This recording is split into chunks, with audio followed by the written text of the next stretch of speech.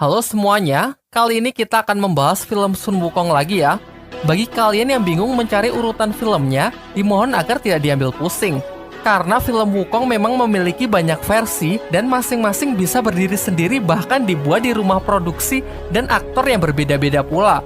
Jadi nikmati saja filmnya dan mari kita mulai.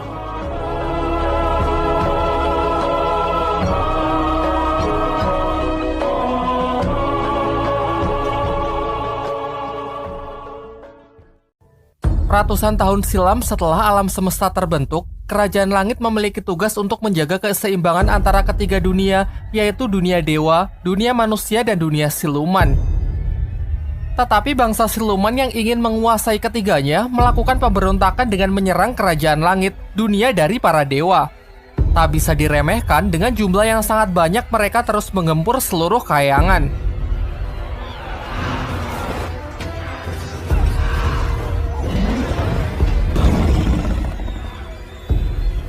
Siluman Kerbau, pemimpin dari bangsa siluman menantang Kaisar Langit, berniat untuk merebut kekuasaannya.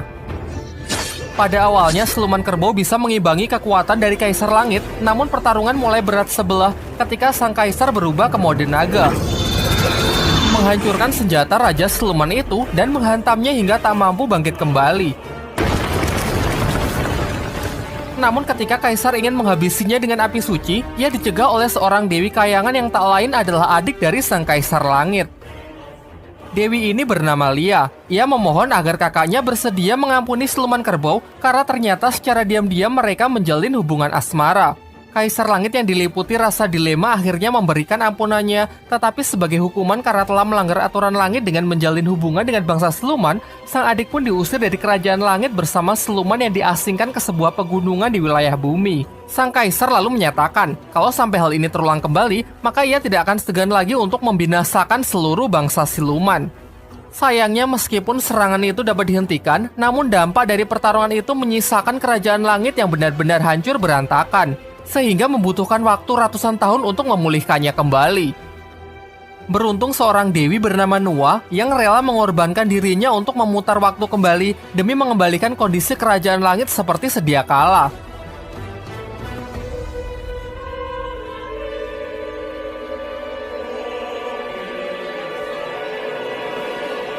Dengan sisa kekuatannya, ia juga membangun sebuah penghalang yang mustahil ditembus oleh serangan bangsa siluman.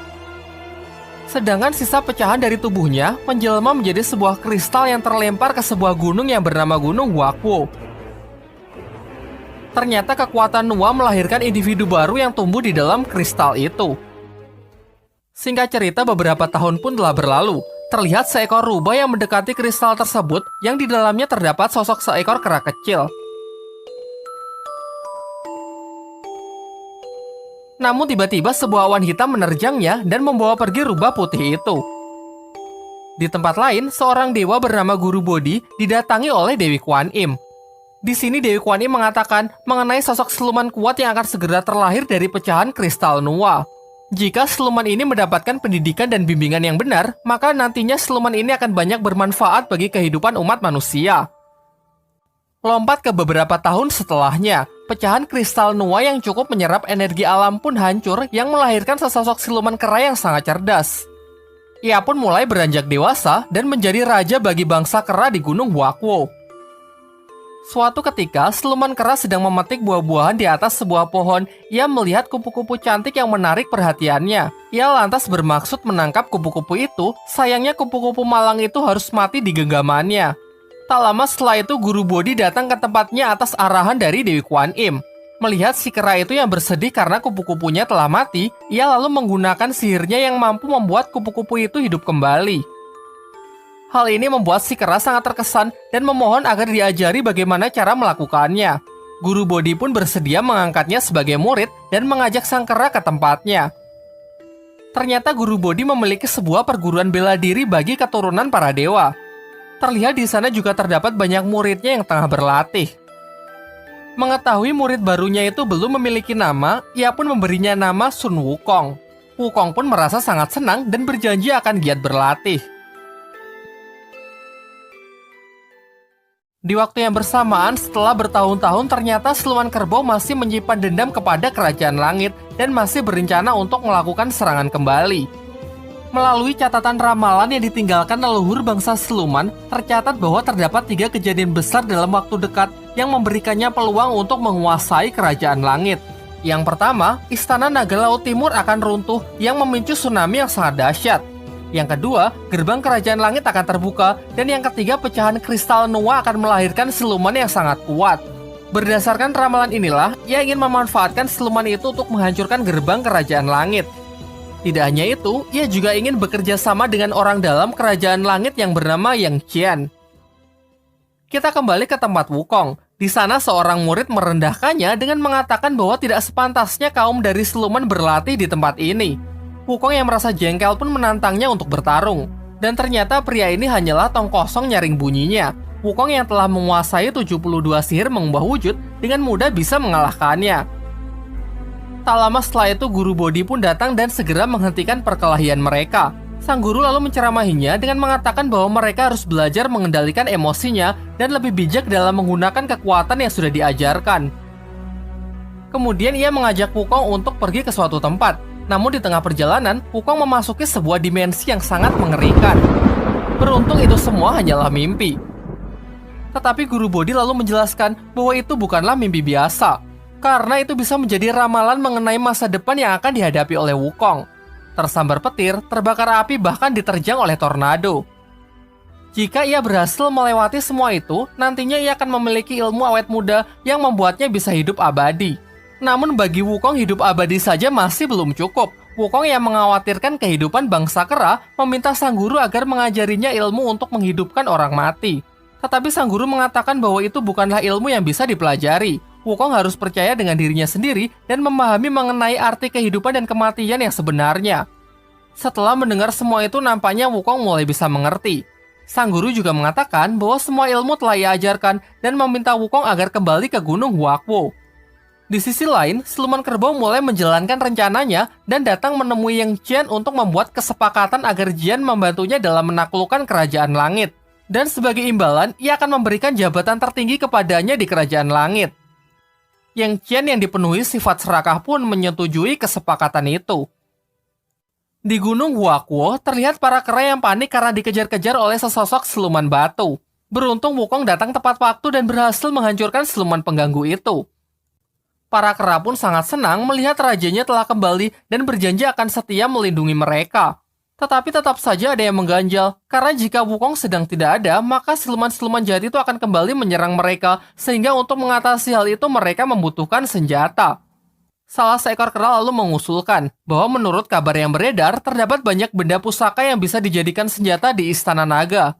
Mengetahui hal itu, Wukong pun segera pergi ke Istana Raja Naga Laut Timur untuk meminta beberapa senjata. Dan singkat cerita, Wukong pun berhasil masuk ke wilayah Istana Naga jauh di dasar laut. Di sana ia mendapatkan serangan dari ikan besar bergigi tajam yang tak lain adalah Panglima Istana Naga yang menolak kedatangan Wukong.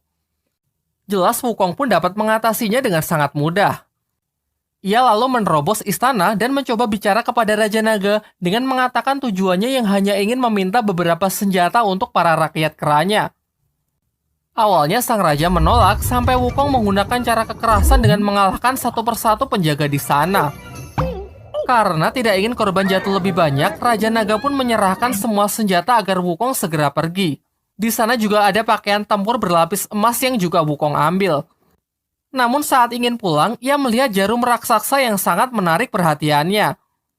Raja Naga pun menjelas,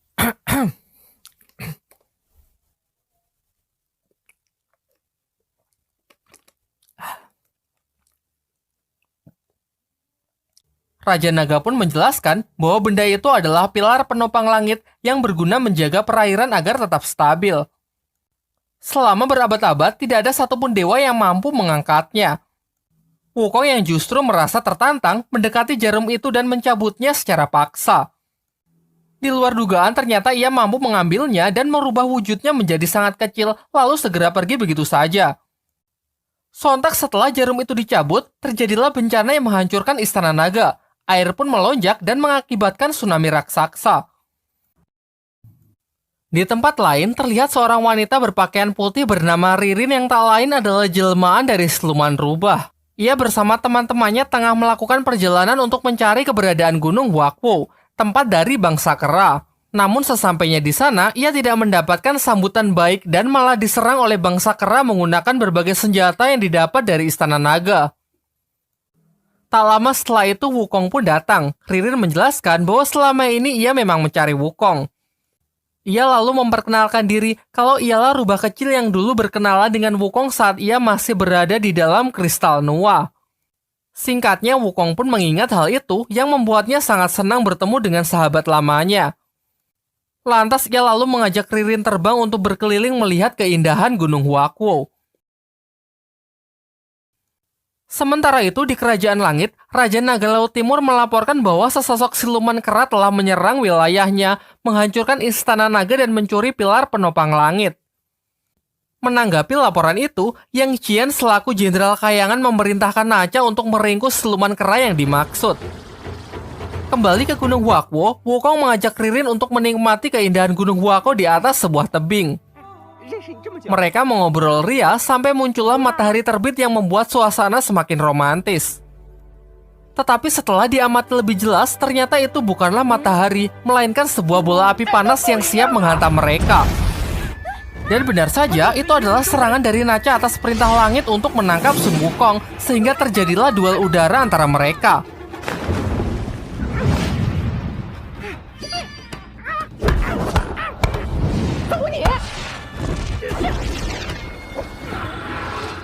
Dengan gelang saktinya, Nacha berhasil mengatasi kelincahan Wukong dan siap membakarnya dengan jurus bola apinya. Sampai siluman kerbau datang dan mengembalikan serangan Nacha sehingga Wukong pun berhasil diselamatkan. Mengetahui Nacha yang gagal, Yang Qian pun segera melaporkan hal ini kepada Kaisar Langit dengan menegaskan kalau Wukong tidak segera diringkus, nantinya akan lebih banyak menyebabkan malapetaka. Tetapi Kaisar Langit tidak sependapat. Ia tahu kalau Wukong berasal dari kemurnian kristal Nuwa. Ia masih percaya bahwa Wukong akan membawa kebaikan dengan arahan yang tepat. Di Gunung Huakwo, Wukong pun berkenalan dengan siluman kerbau dan menyatakan rasa terima kasihnya karena sudah diselamatkan. Mereka pun semakin akrab dan menjalin hubungan persaudaraan.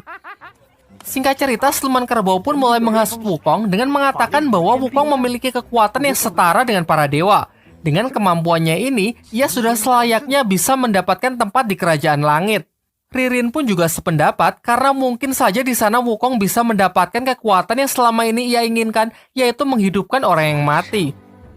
Pada awalnya Wukong enggan karena sudah cukup puas tinggal di Gunung Huakwo bersama bangsa keranya, sampai ia mulai berubah pikiran setelah melihat para kera yang mulai termakan usia. Akhirnya berangkatlah Wukong menuju Kerajaan Langit. Setelah itu, siluman kerbau kembali menemui Yang Qian untuk membahas rencananya untuk memanfaatkan Wukong menghancurkan gerbang langit agar pasukan silumannya bisa melancarkan serangan. Tetapi Yang Qian merasa ragu kalau Wukong mampu mengingat gerbang tersebut yang sangat kuat. Lalu siluman kerbau kembali menjelaskan kalau di dalam istana terdapat pil sakti yang dapat melipat gandakan kekuatan. Jika Yang Qian dapat memancing Wukong agar memakannya, maka gerbang langit pasti mampu ia hancurkan. Singkat cerita, Wukong berhasil menerobos masuk Istana Langit. Ia mencoba berkeliling dan mengagumi kerajaan yang begitu luas dan megah. Secara tak sengaja ia melihat seorang dewa yang tak lain adalah Kaisar Langit. Nampaknya ia tengah bersedih melihat kudanya yang terjatuh lemas dan tak mampu bangkit kembali. Dengan polosnya, Wukong mencoba membantu dengan melepas semua beban kuda tersebut sehingga kuda itu kini bisa pergi dengan bebas. Setelah itu datanglah Guru Bodhi bersama pasukan langit. Ia meminta maaf karena tindakan tidak sopan yang telah Wukong lakukan. Tetapi sang kaisar sama sekali tidak keberatan dan alih-alih menangkapnya, ia malah berniat memberikan sebuah jabatan kepada Wukong setelah melihat kebaikan di dalam dirinya. Setelah melihat kedekatannya dengan para hewan, ia pun memutuskan untuk menjadikan Wukong sebagai pengurus kuda di Kerajaan Langit. Mendengar hal itu, Wukong pun merasa sangat senang karena ia merasa dihargai dan diakui oleh Kaisar Langit. Singkatnya, Wukong pun segera menjalankan tugasnya untuk mengurus para kuda. Semua baik-baik saja hingga Yang Qian datang dan memukuli kuda-kuda itu dengan alasan ingin mengajari Wukong bagaimana cara mendisiplinkan para hewan ini. Wukong yang merasa kasihan membalas perbuatan Yang Qian dengan cambuk ekornya dan mengatakan bahwa dewa pun juga butuh disiplin. Tidak cuma itu, ia juga melepaskan semua kuda itu agar mereka semua merasakan kebebasan. Bersama dengan para kuda, Wukong pun pergi meninggalkan tempat itu. Wukong yang kabur mencoba bersembunyi di sebuah kebun persik yang terlihat di sana juga ada para bidadari kayangan yang tengah memanen buah persik. Ia pun ingin mencicipi buah dewa itu namun ketahuan oleh salah satu bidadari. Di sini para bidadari ini merendahkan Wukong yang tak sepantasnya berada di kayangan. Terlebih lagi, jabatannya sebagai pengurus kuda adalah yang terkecil di kayangan yang diberikan hanya untuk mengekangnya. Tentu mendengar hal itu, Wukong pun merasa sangat jengkel dan menggunakan sihirnya untuk menghentikan pergerakan mereka dan meninggalkannya begitu saja. Yang Qian yang menyusul membebaskan para bidadari dari pengaruh sihir Wukong dan meminta agar melaporkan perbuatan Wukong ini kepada Kaisar Langit. Tiba-tiba muncul dari belakang Wukong yang langsung mencolok mata Yang Qian. Ia pun emosi dan langsung menyerangnya. Tetapi serangannya dihentikan oleh Kaisar Langit yang juga datang ke tempat itu. Melihat hal itu, Yang Qian pun jadi salting dan mencoba meminta maaf. Tetapi setelah diamati, bagaimana bisa Kaisar Langit memiliki ekor yang jelas bahwa ini adalah penyamaran dari sihir si keras sakti. Sementara itu, di markasnya, Lia menentang rencana siluman kerbau yang ingin kembali menyerang kerajaan langit. Tetapi siluman kerbau tak gentar sedikit pun, dan mengatakan bahwa ia hanya ingin menuntut keadilan. Menurutnya sudah cukup lama para dewa berkuasa, kini giliran bangsa silumanlah yang harus mengambil alih kerajaan langit dan memulai kekuasaannya. Kegilaannya pun tak cukup sampai di situ, karena demi mewujudkan ambisinya, ia bahkan rela mengorbankan ratusan jiwa bangsa siluman untuk menciptakan sebuah senjata yang maha sakti. Kembali ke tempat Wukong, di sana ia masih mencoba melarikan diri dari kejaran pasukan langit. Ia kemudian bertemu dengan seorang dewi yang mengaku sedang membuat sebuah ramuan yang memiliki kekuatan menghidupkan orang yang mati. Ramuan itu disimpan di sebuah ruangan di kerajaan langit. Setelah memberikan Wukong lokasinya, dewi itu pun segera pergi yang ternyata adalah jelmaan dari Yang Qian yang memang sengaja memancing Wukong untuk memakan pil yang dapat melipat gandakan kekuatan yang nantinya ia manfaatkan untuk menghancurkan gerbang langit sesuai rencananya dengan siluman kerbau. Wukong yang terpancing segera menuju lokasi dan langsung disambut oleh Dewa Taisang yang menjaga ramuan itu. Ia lalu mengikat Wukong dengan tali petirnya yang sangat kuat. Ketika Wukong tahu kalau tali itu akan hancur saat terbakar, ia pun segera menjeburkan dirinya ke dalam tungku api di mana ramuan sakti dimasak. Begitu sampai di dalam, api itu tak hanya menghancurkan tali itu, bahkan nyaris membakar kulit Wukong. Tetapi ia mampu bertahan dan malah memakan 3 pil sakti sekaligus. Dengan kekuatan yang membara, Wukong pun keluar dan menghajar Yang Qian dengan membabi buta.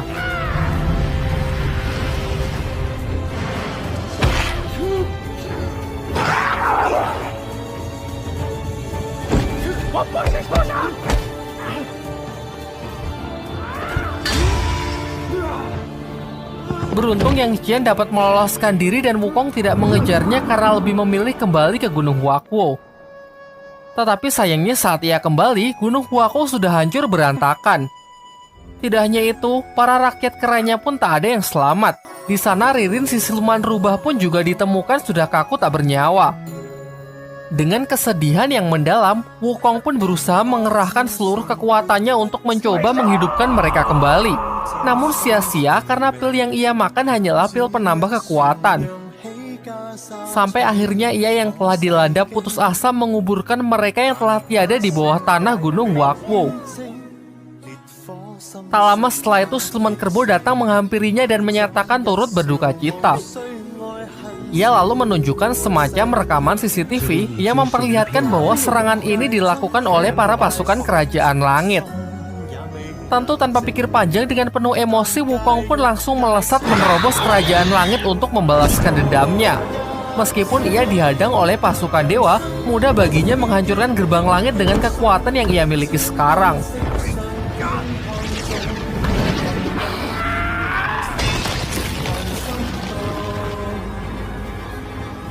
Terlihat senyum siluman kerbau yang menandakan bahwa rencananya berjalan dengan lancar, karena serangan ke Gunung Huakuo sebenarnya dilakukan oleh bangsanya untuk menghasut Wukong agar berselisih dengan para dewa. Kaisar Langit yang merasa Wukong sudah tidak bisa dikendalikan, turun tangan dan mengeluarkan naganya yang ia rubah menjadi sebuah pedang untuk mempertahankan kerajaan langit. Jumlah pasukan langit yang sangat banyak sama sekali tak dapat menghentikan amukan Wukong, pertahanan terkuat pun dapat dengan mudah ia tembus.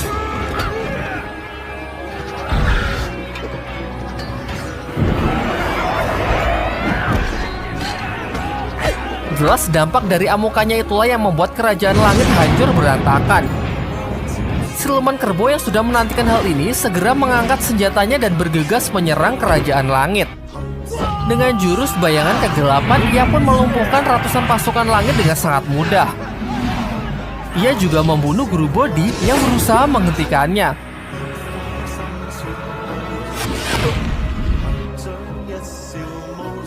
Wukong yang menyaksikan hal itu pun merasa sangat marah dan menyadari bahwa pembantaian di Gunung Huako adalah ulah dari siluman kerbau. Hal ini diperkuat dengan jurus bayangan kegelapan yang sama persis dengan bayangan kegelapan yang tertinggal di leher mayat siluman rubah. Tiba-tiba seekor naga raksasa pun juga mencoba menghentikan siluman kerbau yang tak lain adalah jelmaan dari Kaisar Langit. Namun dengan senjata barunya, kini Kaisar Langit sekalipun bukan lagi tandingannya. Dengan bangganya, siluman kerbau berjalan mendekati singgasana kerajaan langit. Ia ternyata juga mengkhianati Yang Xian dan langsung membunuhnya.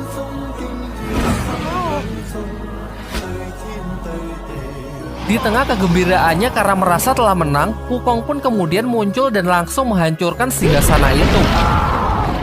Hingga terjadilah duel udara antara si keras sakti melawan sang raja siluman yang berjalan sangat sengit. Sayangnya Wukong sempat kewalahan dan terkena pukulan tepat di kepalanya.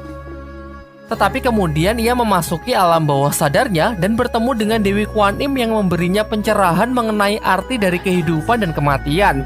Beliau juga menjelaskan bahwa apa gunanya hidup abadi jika kita hanya membuat kerusakan dan menciptakan kesengsaraan. Seketika Wukong pun mulai memahami hal itu dan kembali dapat menguasai dirinya. Ia pun tersadar dan dengan mudah dapat menghentikan serangan dari siluman kerbau. Kini dengan perasaan yang lebih tenang, Wukong pun terlihat lebih unggul dari siluman kerbau. Siluman kerbau yang emosi segera meningkatkan kekuatannya dan berubah ke mode iblisnya. Tak ingin kalah, Wukong pun juga mengubah dirinya ke bentuk kera raksasanya. Tetapi tetap saja Wukonglah yang dapat menguasai pertarungan. Ia bahkan mampu menghancurkan senjata dari siluman kerbau dan mematahkan salah satu tanduknya lalu melemparnya ke bumi. Dengan kemenangan Wukong, kini akhirnya kerajaan langit pun bisa diselamatkan. Akan tetapi meskipun serangan bangsa siluman telah berakhir, dampak pertarungan itu benar-benar telah menghancurkan kerajaan langit dan butuh ratusan tahun untuk membangunnya kembali. Sampai akhirnya Sang Buddha Agung datang dan mengatakan bahwa atas kesalahannya yang telah Wukong lakukan, ia harus menjalani hukuman dengan digenjot di bawah Gunung Lima Jari selama 500 tahun untuk merenungi semua perbuatannya. Sampai nanti datang seorang biksu yang akan membebaskannya. Sun Wukong pun sama sekali tak keberatan dan dengan ikhlas menerima hukuman itu. Sementara itu, atas semua kejahatan yang telah dilakukan siluman kerbau, Sang Buddha Agung pun menghukumnya untuk bereinkarnasi menjadi seekor kerbau. Namun meskipun demikian, Lia bersama anaknya yang telah lahir berjanji akan tetap setia menemaninya. Singkat cerita, 500 tahun pun telah berlalu, terlihat seorang biksu yang mendekati Gunung Lima Jari, tempat di mana Sun Wukong menjalani hukumannya. Kini 500 tahun telah berlalu. Sesuai titah dari Sang Buddha, Dewi Kuan Im menunjuk seorang biksu dari negeri Tang untuk melakukan perjalanan ke barat demi mengambil kitab suci. Biksu ini adalah reinkarnasi dari murid Buddha itu sendiri yang bernama Tong Sancong. Berangkat dari kota Chang'an, Tong Sancong memulai perjalanannya bersama 2 orang pengawal. Namun perjalanan tersebut jelas sama sekali tidak mudah. Mereka dikejar-kejar oleh seekor harimau yang membuat kedua pengawalnya lari ketakutan. Tetapi Biksu Tong tetap bertahan dan mencoba bernegosiasi agar kudanya tidak dimakan. Jelas hal itu sia-sia karena kini justru harimau tersebut hendak memangsanya. Beruntung ia dapat meloloskan diri dengan masuk ke dalam sebuah kaki gunung. Ternyata ini adalah Gunung Lima Jari, yaitu tempat di mana Sun Wukong menjalani hukumannya. Kemudian Wukong membujuk Biksu Tong agar bersedia menarik kain di depannya. Dengan begitu ia akan terbebas dan bisa membantu untuk mengalahkan si harimau. Karena merasa sudah tidak punya pilihan lain, akhirnya Biksu Tong pun menarik kain tersebut yang membuat Gunung Lima Jari hancur seketika. Kini Sun Wukong berhasil terbebas dan sesuai janjinya, ia pun menghajar harimau tersebut tanpa ampun. Wukong mengetahui kalau biksu ini adalah biksu yang dimaksud oleh Sang Buddha yang harus ia temani dalam perjalanan ke barat. Awalnya Biksu Tong menolak, ia mengatakan kalau mungkin Sun Wukong salah orang. Namun Sun Wukong tetap merasa sangat yakin bahwa ia adalah Biksu Tong yang harus ia temani dalam perjalanan ke barat. Dengan tegas sang biksu mengatakan bahwa ia tidak butuh Wukong untuk mengawalnya. Mendengar hal itu tentu Sun Wukong pun merasa sangat senang. Kini ia merasa kalau dirinya sudah tidak punya tanggung jawab karena dengan tegas Biksu Tong menolaknya. Namun setelah ia pergi, sebuah simpai emas keluar dari kotak Biksu Tong yang kemudian langsung mengejarnya. Diketahui bahwa simpai tersebut adalah pemberian dari Dewi Kwan Im. Secara otomatis, benda tersebut langsung melekat di kepalanya dan sama sekali tidak bisa ia lepas. Ketika Biksu Tong hendak membantunya, ia menyadari kalau di simpai tersebut terdapat sebuah mantra. Dan saat ia mencoba membaca mantra tersebut, ternyata hal itu membuat Wukong mengalami sakit yang sangat luar biasa. Merasa dipermainkan, tentu hal ini membuat Sun Wukong menjadi sangat marah. Beruntung Dewi Kwan Im kemudian datang menemui mereka. Lalu beliau menjelaskan bahwa mulai hari ini Biksu Tong akan menjadi gurunya. Temanilah ia dalam perjalanan ke barat demi mengambil kitab suci untuk menyelamatkan umat manusia. Dan baru setelah itu, ia akan kembali mendapatkan kebebasannya. Namun Sun Wukong sangat sombong dan keras kepala. Dengan kekuatannya ia pun melesat terbang untuk mengambil kitab suci itu sendirian. Sayangnya usahanya sia-sia, karena seberapa jauh pun ia terbang, ia tetap kembali ke titik semula. Kemudian Biksu Tong menjelaskan bahwa untuk mengambil kitab suci harus berjalan setapak demi setapak. Dalam perjalanan, kita diharuskan untuk melewati berbagai macam rintangan. Dengan begitu, ia akan sampai di Kuilayin dan akan mendapatkan kitab suci yang dimaksud. Di tengah penjelasannya, seekor siluman naga raksasa muncul menyerang mereka. Dengan sigap Sun Wukong langsung menyelamatkan Biksu Tong, namun sayangnya kuda milik Biksu Tong berhasil dimakan oleh sang naga. Jelas siluman naga tersebut bukanlah tandingan bagi sang kerasakti. Dengan sekali hempasan, Sun Wukong pun berhasil mengalahkannya. Kemudian dengan ilmu sihirnya, Sun Wukong mengubah naga tersebut menjadi seekor kuda. Kemudian Wukong mengatakan kepada Biksu Tong bahwa nanti di sepanjang perjalanan jelas ia tidak akan mau menggendongnya. Hal ini berarti tentu Sun Wukong setuju untuk memulai perjalanan. Perjalanan pun dimulai, dan singkat cerita, tibalah mereka di sebuah tempat yang nampaknya seperti reruntuhan kuno. Di tempat tersebut mereka bertemu dengan seorang pria yang tengah mengejar sekelompok wanita. Kemudian dengan mata apinya, Sun Wukong dapat melihat dengan jelas bahwa pria ini adalah jelmaan dari siluman babi. Tanpa pikir panjang, Sun Wukong pun langsung memukul siluman tersebut hingga ia menunjukkan wujud aslinya. Ia bernama Baji yang akan lebih dikenal dengan nama Chu Pat Kai. Di tempat ini ia juga bersama teman silumannya yang bernama Sa Wuqing. Pada awalnya, sempat terjadi pertarungan di antara mereka. Namun ternyata sama halnya dengan Sun Wukong, ternyata Patke dan Wuqing di sini juga tengah menunggu seorang biksu. Dahulu mereka adalah dewa di kayangan. Namun karena mereka melakukan suatu kesalahan, hingga akhirnya mereka diturunkan ke bumi. Berdasarkan pernyataan dari Dewi Kwan Im, mereka bisa kembali menjadi dewa jika bersedia menjadi murid Biksu Tong dan menemaninya dalam perjalanan ke barat untuk mengambil kitab suci. Secara diam-diam, ternyata mereka terus diawasi oleh Ratu Siluman Tengkorak Putih. Diketahui kalau Ratu Siluman Tengkorak Putih terus memperpanjang umurnya dengan memakan manusia. Hal ini ia lakukan demi untuk menghindari lingkaran reinkarnasi. Tentu kali ini ia merasa sangat senang, karena menurut legenda, dengan memakan daging Biksu Tong akan dapat membuat seseorang mencapai keabadian. Lantas bersama para anak buahnya, ia pun mulai menyusun rencana untuk menangkap Biksu Tong. Kita kembali ke rombongan Biksu Tong yang telah tiba di sebuah tempat yang sangat misterius. Semacam hutan yang secara tiba-tiba diselimuti oleh kabut yang sangat tebal. Di sana mereka menemukan sebuah rumah yang ditinggali oleh seorang nenek bersama dua orang putrinya.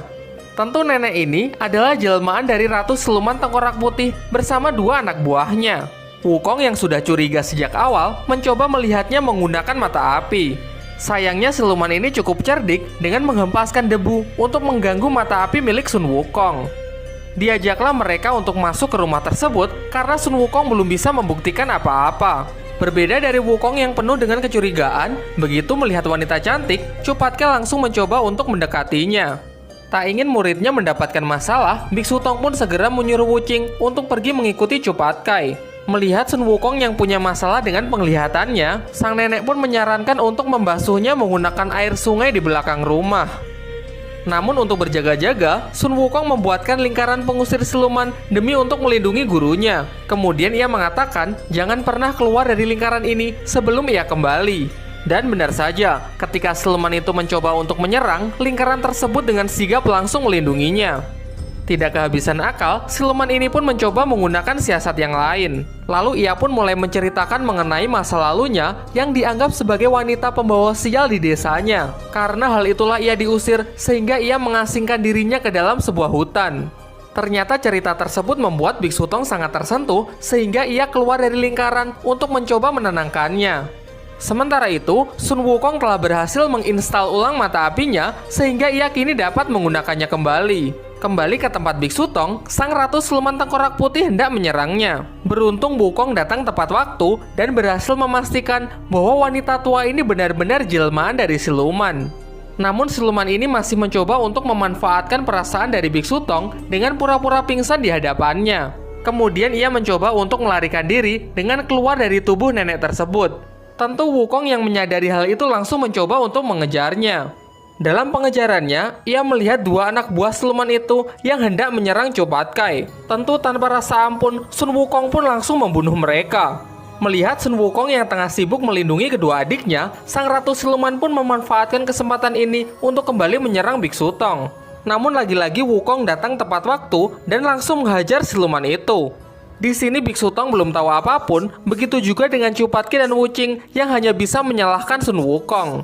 Meskipun Wukong sudah mencoba menjelaskan bahwa wanita tua ini adalah jelmaan siluman yang akan menyakitinya. Namun sayangnya Biksu Tong sama sekali tidak mempercayainya dan malah menghukum Sun Wukong dengan membacakan mantra dari simpai emas. Tentu karena hati Biksu Tong yang terlalu baik, sedangkan Sun Wukong yang tidak bisa mengendalikan emosinya dimanfaatkan dengan sempurna oleh siluman ini. Malam harinya, Sun Wukong menyendiri di sebuah tebing.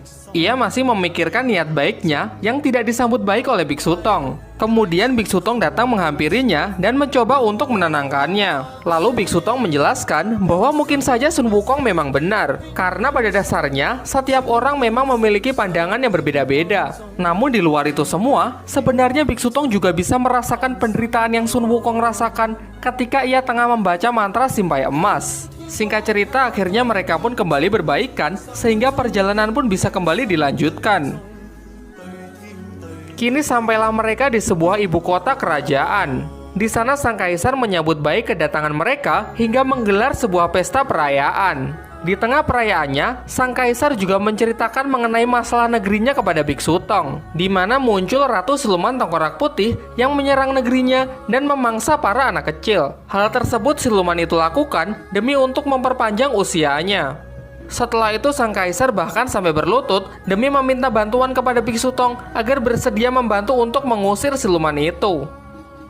Tiba-tiba, Ratu Siluman Tengkorak Putih datang dan masuk ke dalam kerajaan untuk membunuh seluruh pasukan yang ada di sana.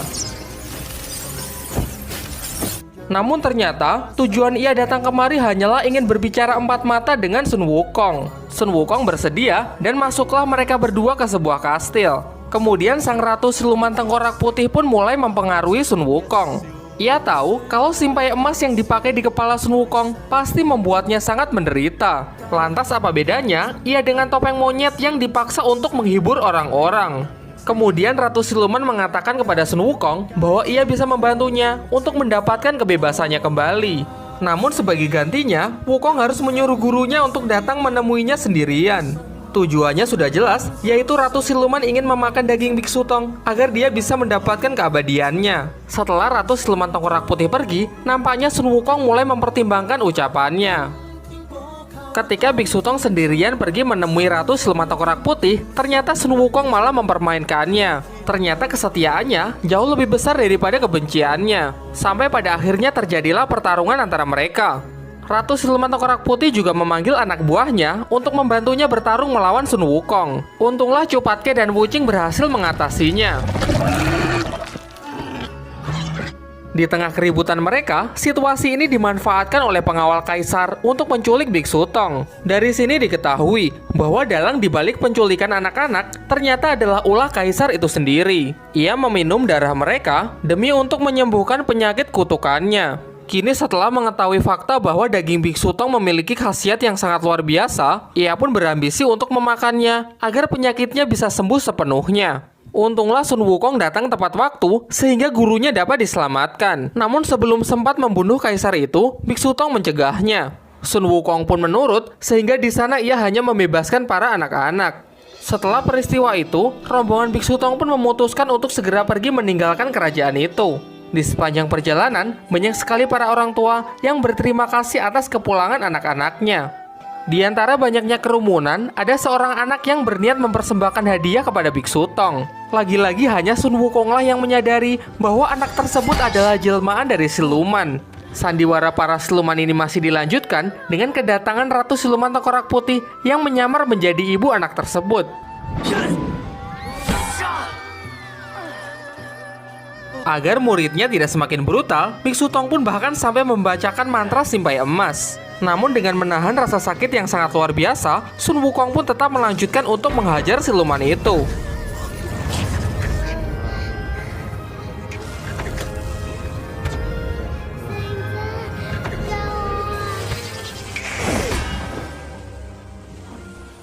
Kini emosi Biksu Tong pun juga sudah benar-benar memuncak. Ia menyatakan bahwa ia sudah tidak sanggup untuk menjadi guru Sun Wukong sehingga ia kini mengusirnya.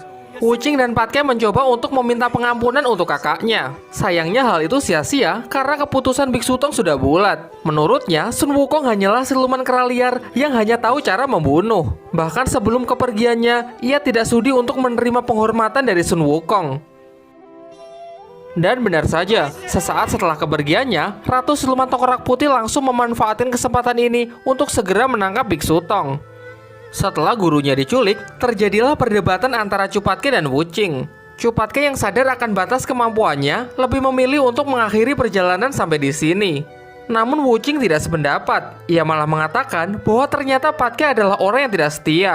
Sehingga pada akhirnya, mereka pun memilih jalan masing-masing. Sa Wuqing memilih untuk setia, meskipun itu harus mempertaruhkan nyawanya. Lantas ia pun pergi ke tempat Ratu Siluman Tengkorak Putih untuk menyelamatkan gurunya. Sementara itu, Wukong yang merasa sangat kecewa karena telah diusir, akhirnya memutuskan untuk kembali ke Gunung Wakwo. Namun dalam perjalanan, Dewi Kuan Im menghentikannya.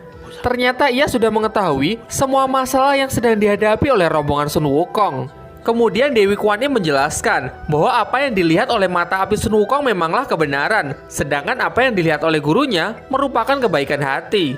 Namun yang paling penting, saat ini gurunya tengah dalam bahaya. Dan pada masalah inilah, tekad Sun Wukong benar-benar tengah diuji. Di waktu yang bersamaan, ternyata Cupatke berubah pikiran. Ia kini pergi ke Gunung Wakwo untuk pergi meminta bantuan kepada Sun Wukong. Namun para kera di sana mengatakan kalau rajanya belum kembali. Di tengah keputusasaannya, Cupatke melihat baju perang milik Sun Wukong. Sementara itu, Wuqing pergi ke tempat Ratu Siluman Tengkorak Putih tanpa gentar sedikit pun. Namun ia yang cuma sendirian dihadang oleh pasukan tengkorak yang tak terhitung jumlahnya.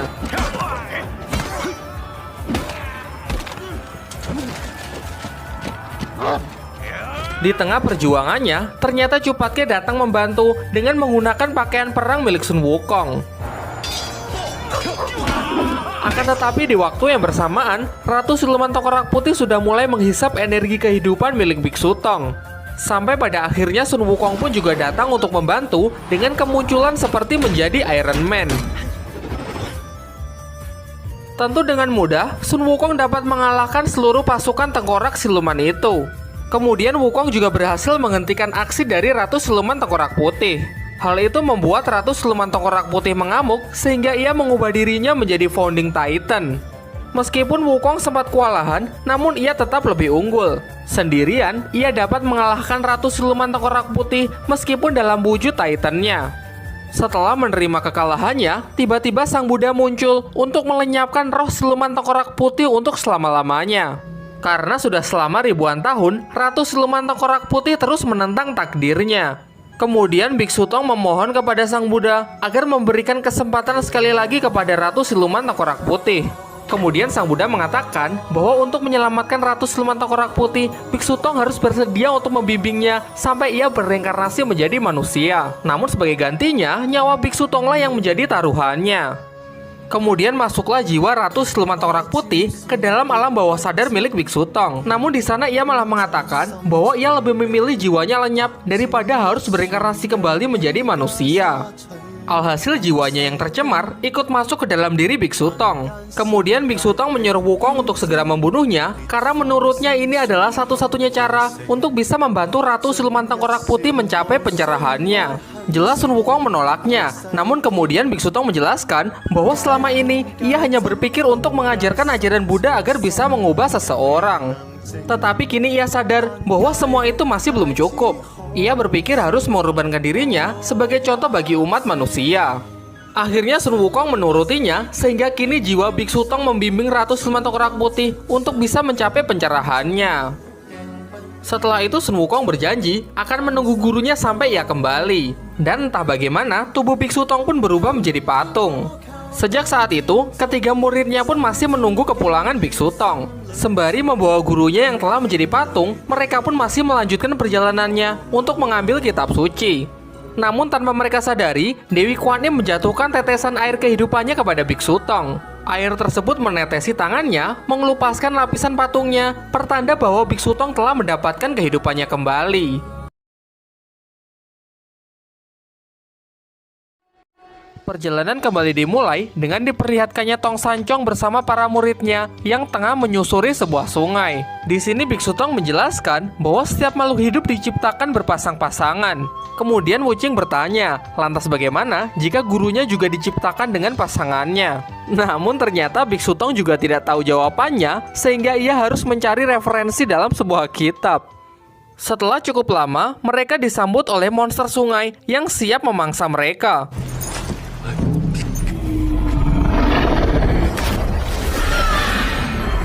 Tentu dengan sigap, Sun Wukong pun langsung melakukan perlawanan. Sayangnya sangat sulit jika harus bertarung sambil melindungi rekan-rekannya.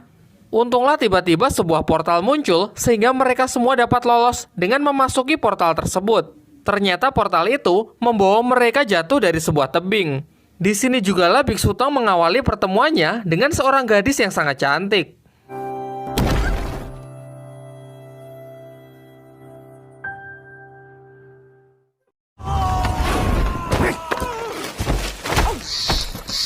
Setelah sampai di bawah, mereka ditemui oleh gadis tersebut. Tanpa memperkenalkan diri, gadis ini langsung menanyakan apakah mereka adalah pria. Setelah mendapatkan jawabannya, gadis ini pun tersenyum, kemudian langsung pergi meninggalkan mereka. Ternyata gadis tersebut adalah seorang ratu dari kerajaan wanita. Jelas sesuai namanya, seluruh orang di kerajaan ini adalah wanita. Setelah kembali, sang ratu menceritakan apa yang baru saja ia alami. Menurutnya ini adalah hal yang sangat menakjubkan, mengingat di kerajaan wanita sama sekali tidak ada pria. Juga karena ini adalah pertama kalinya ia melihat seorang pria. Setelah mendengar cerita dari sang ratu, salah seorang pelayan langsung menunjukkan ramalan di kerajaan wanita. Ramalan tersebut mengatakan bahwa pria adalah racun yang sangat berbahaya. Namun penjelasan dari ramalan kurang lengkap karena ada potongan yang hilang. Tiba-tiba Ibu Suri datang untuk melanjutkan isi dari ramalan tersebut. Ia menjelaskan bahwa pria adalah racun yang tidak memiliki penawar. Dengan tipu muslihatnya, mereka memberikan harapan palsu kepada para wanita, membuat mereka percaya dengan mengandung para anak-anaknya. Namun para pria tidak bertanggung jawab dan langsung pergi begitu saja. Satu-satunya cara untuk menghindar dari bencana ini adalah dengan membunuh mereka sedari awal. Kita kembali ke rombongan Biksu Tong yang masih berusaha untuk mencari arah. Sementara Cupatke yang memiliki insting sekuat kakek Sugiono menemukan sebuah harta karun, yaitu sekelompok wanita yang tengah mandi di sungai. Di waktu yang bersamaan, Sun Gokong dan yang lainnya juga dikepung oleh sekelompok prajurit wanita. Biksu Tong yang melarang Wukong menggunakan cara kekerasan mencoba berbicara dengan para wanita ini. Layaknya imigran gelap, mereka pun dibawa masuk ke dalam kerajaan untuk menerima hukumannya. Dari sini akhirnya mereka pun mengetahui kalau sekarang mereka telah memasuki kerajaan wanita. Setelah memasuki istana, mereka pun dipertemukan dengan sang ratu. Mereka pun juga menyadari kalau ternyata sang ratu adalah wanita yang mereka temui beberapa waktu yang lalu. Kemudian tetua dari kerajaan wanita menunjukkan bahwa ternyata kedatangan rombongan biksu Tong sudah diramalkan. Berdasarkan ramalan, mereka akan membawa kehancuran kepada kerajaan ini. Sehingga dengan desakan dari berbagai pihak, terutama dari sang ibu suri, rombongan biksu Tong pun dijatuhi hukuman mati. Namun sebelum itu sang ratu ingin menginterogasi mereka sebelum eksekusi dijatuhkan. Jelas sebenarnya Sun Wukong bisa saja melakukan perlawanan, namun berdasarkan nasihat dari gurunya, ia pun mengurungkan niatnya tersebut. Malam harinya, ternyata biksu Tong juga setuju dengan Wukong untuk melarikan diri dari kerajaan wanita. Di waktu yang bersamaan, sang ratu tengah menuju penjara, berniat untuk menginterogasi mereka.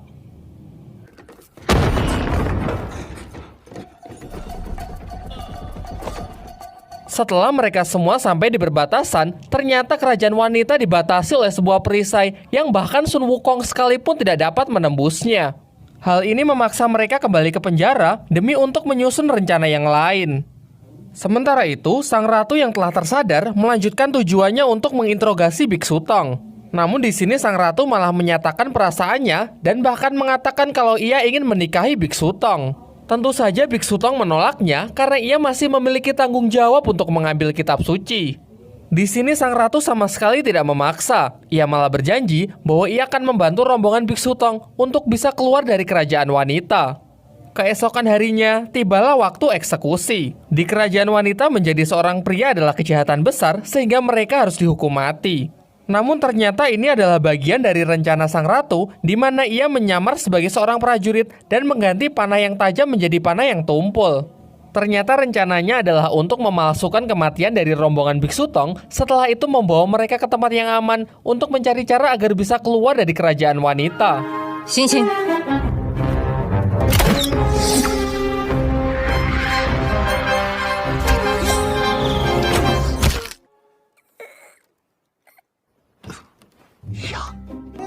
师傅。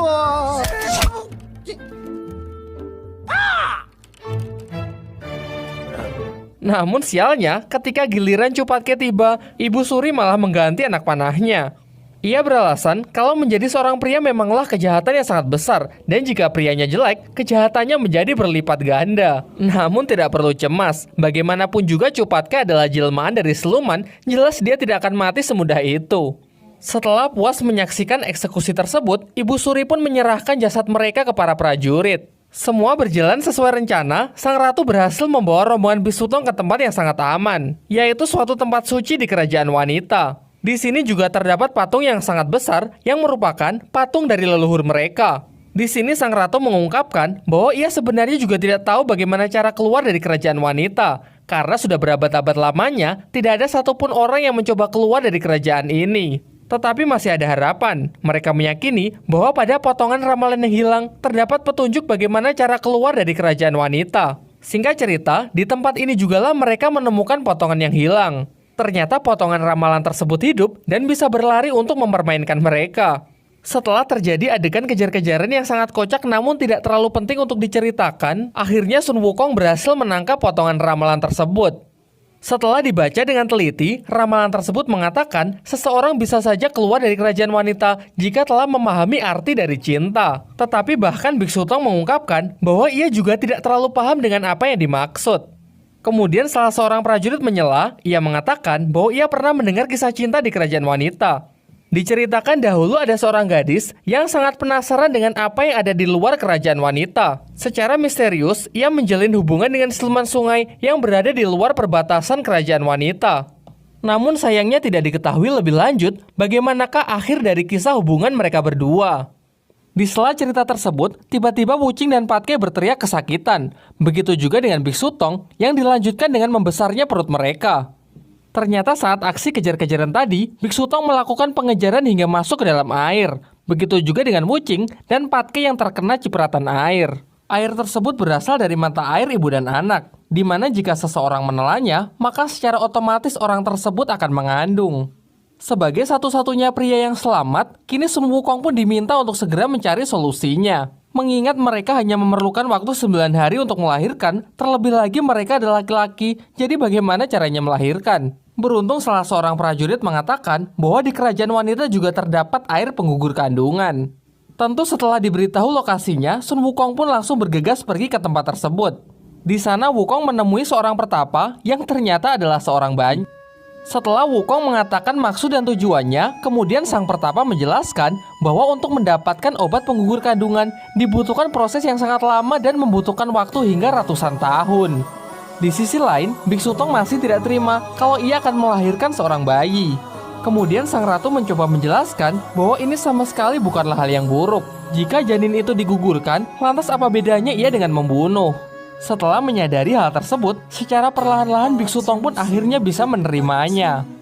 Di waktu yang bersamaan, sang pertapa pun mengungkapkan bahwa ternyata ada cara instan untuk mendapatkan obat penggugur kandungan, yaitu tepat di hadapannya, Wukong harus bisa menunjukkan cinta yang murni.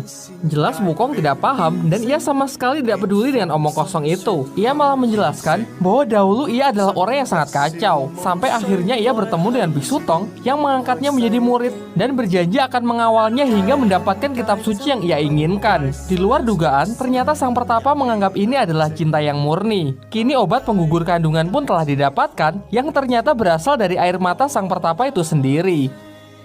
Tanpa berlama-lama, Wukong pun langsung kembali ke rombongannya. Namun yang mengejutkan, ternyata semuanya telah menerima janinnya dengan penuh sukacita. Bahkan Biksu Tong sendiri mengungkapkan bahwa kini ia tidak membutuhkan obat penggugur kandungan tersebut. Ia lebih memilih untuk melahirkan dan menunda misi ke barat. Dengan ilmu sihirnya, sontak Wukong langsung menghentikan waktu. Ia yakin kalau Biksu Tong pasti akan menyesali keputusannya ini suatu hari nanti. Sebab ia tahu kalau mendapatkan kitab suci untuk menyelamatkan umat manusia adalah keinginan terbesar dari gurunya.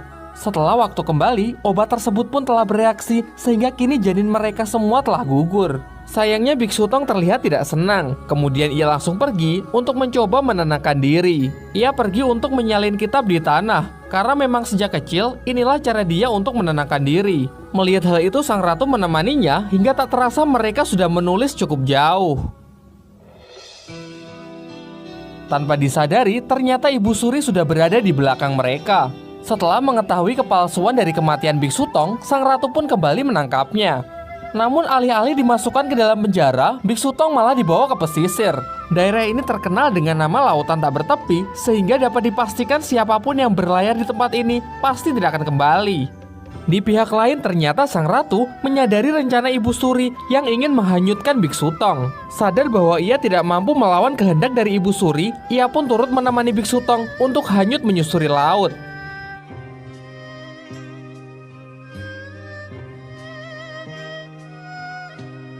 Dan benar saja, setelah lepas dari pantai, kabut yang sangat tebal langsung menyelimuti perahu mereka.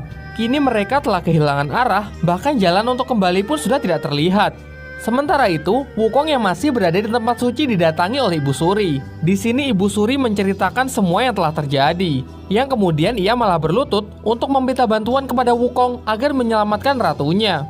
Jelas karena gurunya juga turut terlibat, Wukong pun bersedia untuk mencarinya. Sayangnya bahkan dengan mata api yang ia miliki, ia masih kesulitan untuk menemukan jejak gurunya.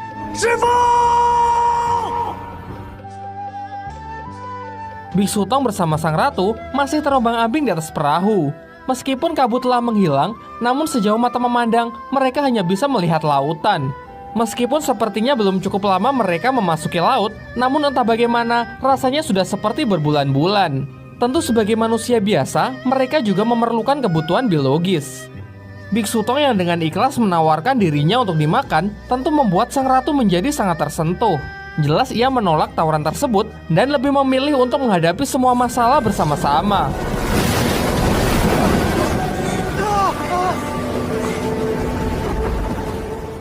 Setelah badai berlalu, akhirnya perahu mereka menyentuh daratan. Ternyata inilah yang dimaksud dalam ramalan. Cinta murni dari sang ratu membuat gerbang kerajaan wanita menjadi terbuka. Di tengah lautan yang mencolok, akhirnya Sun Wukong berhasil menemukan gurunya.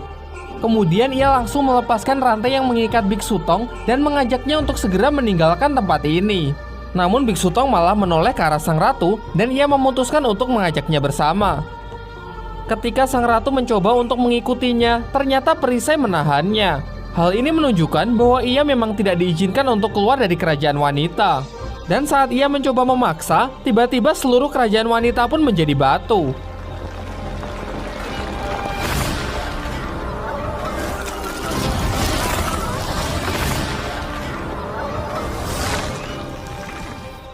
Sang ratu pun juga tidak luput dalam peristiwa petrifikasi ini.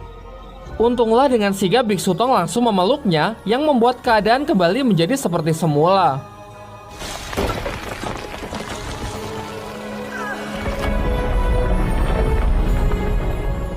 Terbukanya gerbang kerajaan wanita ternyata dimanfaatkan oleh siluman sungai yang berniat menyusup ke dalamnya. Dari sini akhirnya pun terungkap bahwa kisah cinta seorang gadis dengan siluman sungai sebelumnya adalah masa lalu dari Ibu Suri. Dahulu Ibu Suri memutuskan hubungan mereka karena ia terikat takdir yang menjadikannya ratu selanjutnya di kerajaan wanita. Sementara itu, Biksu Tong memutuskan untuk tinggal sebentar lagi di kerajaan wanita sampai sang ratu pulih. Di sana kemudian ia didatangi oleh Dewi Kwan Im yang memberikan ia pencerahan atas masalah ini. Malam harinya, ketika Ibu Suri tengah menggelar upacara pemanjatan doa untuk mendapatkan keselamatan sang ratu, tiba-tiba ia didatangi oleh siluman sungai. Meskipun Ibu Suri cukup terharu karena sang siluman sungai telah menantinya selama 20 tahun, namun ia tetap menolak untuk melanjutkan hubungannya setelah ia mendengar kalau sang ratu telah siuman. Hal ini karena ia masih merasa memiliki tanggung jawab untuk membimbing sang ratu untuk memimpin kerajaan wanita. Siluman sungai yang tidak bisa menerima keputusan itu mengamuk dan berniat untuk membunuh sang ratu. Sampai pada akhirnya Sun Wukong pun bertarung melawannya karena ia ingin melindungi Biksu Tong yang juga berada di tempat itu. Meskipun Wukong dapat menandinginya, namun ia tetap kesulitan karena siluman ini menyandra seluruh kerajaan wanita, melingkupi wilayah tersebut dengan air, kemudian langsung menenggelamkannya. Biksu Tong yang ikut tenggelam kemudian berdoa kepada Sang Buddha agar orang-orang di kerajaan wanita diangkat dari samudera penderitaan. Kemudian dengan kuasanya juga, Sang Buddha mampu meredam emosi dari siluman sungai. Untuk menebus kesalahannya inilah, kemudian sang siluman sungai dihukum untuk kembali menjalani reinkarnasi. Kini akhirnya badai pun berlalu dan kehidupan kembali damai di kerajaan wanita. Setelah mendapatkan pencerahan dari masalah ini, kemudian Biksu Tong pun kembali membulatkan tekadnya untuk mengemban misi ke barat. Begitu pula dengan sang ratu yang ikhlas menerima takdirnya untuk memimpin kerajaan wanita. Kini rombongan Biksu Tong bisa kembali meneruskan perjalanan dan dengan ini film pun berakhir. Ya, meskipun film ini ceritanya jauh melenceng dari serialnya, film ini masih sangat layak untuk ditonton kok. Memang sih, kalau dari segi visual, serialnya yang dibuat 20 tahun sebelumnya memanglah kalah telak. Tetapi kalau dari segi plot cerita, saya memiliki 1001 alasan untuk mengatakan bahwa serialnya memang jauh lebih baik. Baiklah, mungkin pertemuan kali ini kita akhiri sampai di sini dan sampai jumpa di video selanjutnya.